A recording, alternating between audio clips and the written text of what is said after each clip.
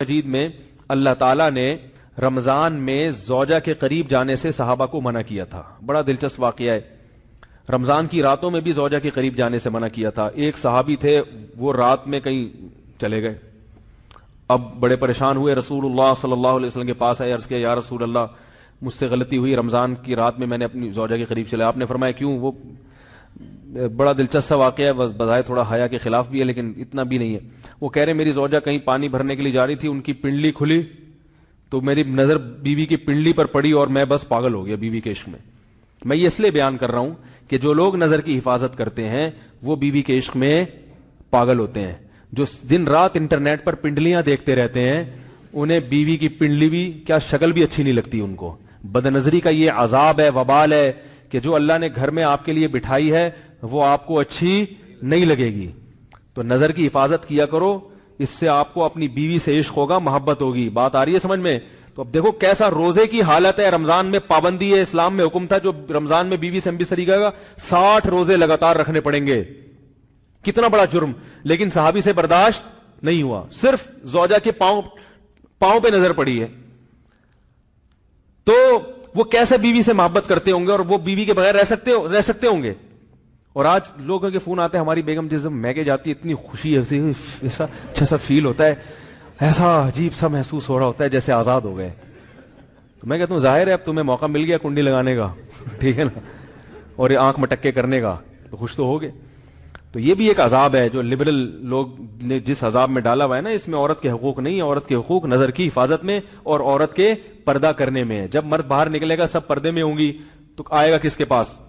بیگم کے پاس ہی آئے گا.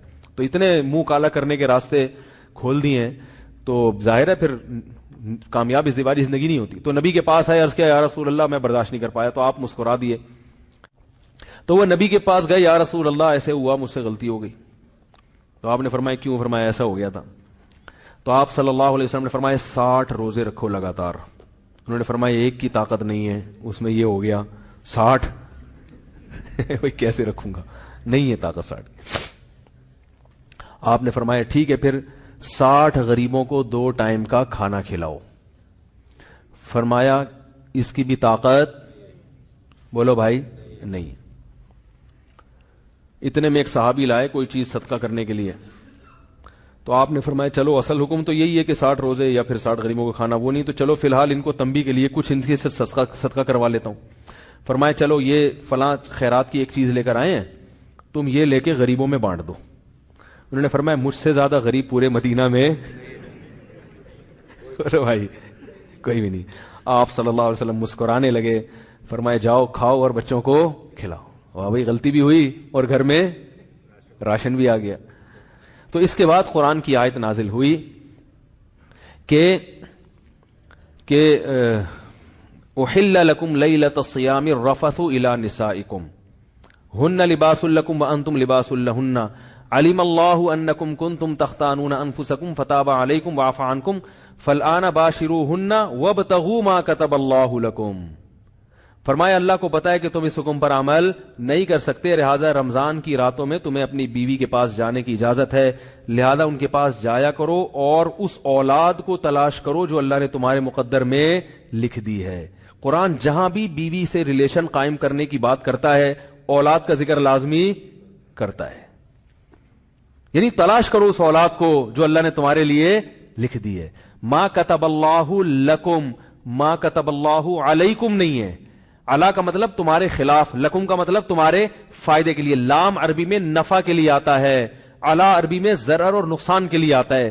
فرمایا یہ نہیں کہ اس اولاد کو تلاش کرو جو بطور پینلٹی کے اللہ نے تمہارے متھے لگا دی ہے، جو اللہ نے تمہارے فائدے کے لیے لکھ دی ہے. اس سے پتہ چلتا ہے اسلام اولاد کی کثرت پہ کس قدر حریص ہے. بات آ رہی ہے اور بھی اس بارے میں آیتیں ہیں قرآن مجید کی، مگر میں اب زیادہ تفصیل میں نہیں جاؤں گا.